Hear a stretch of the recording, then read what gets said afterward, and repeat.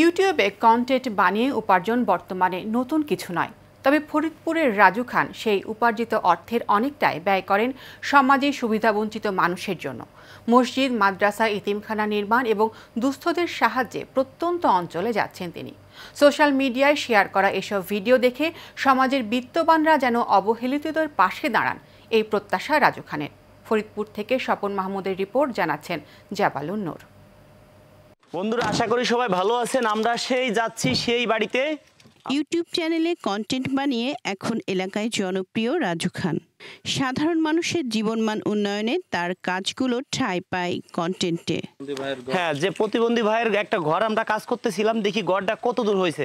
ইউটিউবের আয়ের টাকায় সমাজের অবহেলিত মানুষদের সাহায্য করায় প্রশংসা পাচ্ছেন তিনি। রাজু ভাই খুবই ভালো লোক। উনি গরিব মানুষের মেয়েদের বিয়ে শাদিতে টাকা পয়সা সাহায্য করে। উনি এখানে এসে অনুদান দিলেন মসজিদের উন্নয়নের জন্য, মানুষকে ফ্যান কেনার জন্য, নিচে ম্যাটটা পর্যন্ত নেই, সেটা উনি দিলেন। সে তার সম্পূর্ণই অর্থ যে সে আয় করে, এগুলো সব মানুষের পিছনে এভাবে ব্যয় করতেছে, সামাজিক অনুষ্ঠানে ব্যয় করতেছে, হ্যাঁ, দুস্থ মানুষের কল্যাণে ব্যয় করতেছে। এটা আসলেই একটা চমৎকার দৃষ্টান্ত।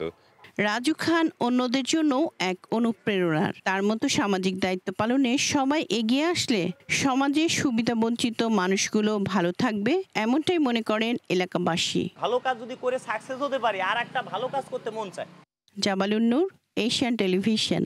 ইউটিউব চ্যানেল খোলার পরে আপনাদের মতো লক্ষ কোটি মানুষ